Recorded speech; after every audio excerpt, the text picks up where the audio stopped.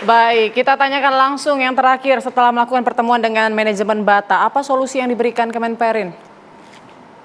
Ya, kami sampaikan kepada manajemen Bata, PT Sepatu Bata.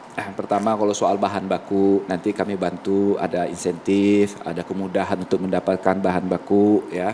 Kalau bahan bakunya impor, nanti kan ada fasilitas ICT ya lokal apa namanya?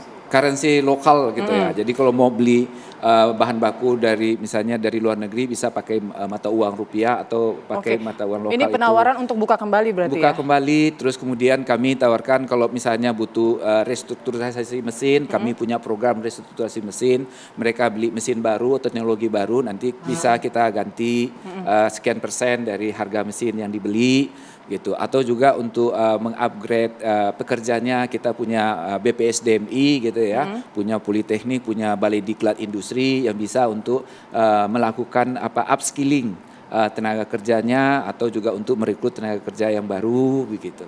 Oke, kalau misalnya ternyata tidak buka lagi nih marketnya, kemudian solusi lain ada yang ditawarkan juga ke manajemen Bata mungkin? Kalau kami kan Kementerian Perindustrian mengurusin produksi, jadi yang terkait dengan produksi yang kami tawarkan. Kalau soal pasar itu bukan di kami.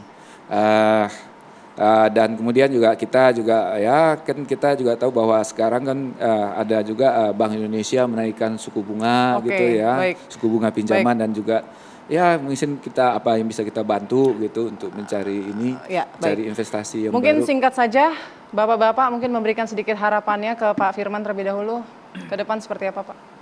Ya, saya rasa semoga teman-teman pertama nih yang teman-teman di Bata bisa segera dapat solusi, baik itu pekerjaan baru maupun jaminan-jaminannya bisa didapat. Kemudian buat pemerintah, terutama Kementerian Perindustrian bisa lebih memfasilitasi terutama untuk industri pasar domestik kita, teman-teman industri kita.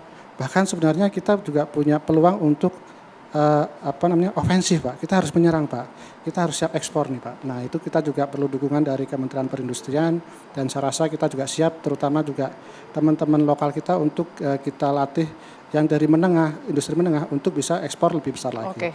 Saya rasa itu kerjasama dengan Kemenperin satu-satunya cara. Baik. Mas Andri?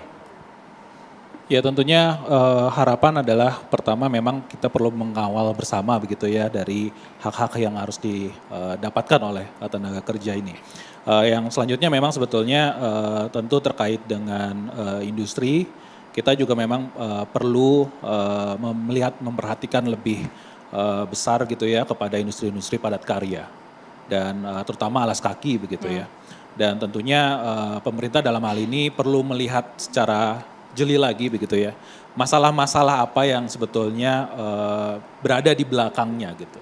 Jadi jangan sampai kejadian ini memang terjadi lagi di masa yang akan datang. Kalau dari Mas Atang Mas terakhir.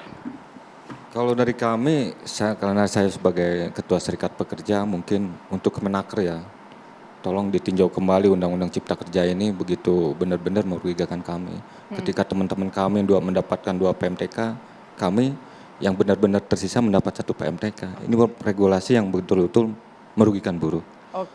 Baik, kita harapkan ya Bapak-bapak semoga solusi yang ditawarkan pemerintah ini bisa mendukung perkembangan usaha baik di pasar domestik maupun juga pasar ekspor ya Pak Firman. Terima kasih banyak atas waktunya Mas Atang, Pak Firman, Pak Febri, dan Mas Andri atas waktunya telah bergabung bersama kami di Indonesia Business Forum. Saya Putri Windasari pamit, terima kasih. Sampai jumpa.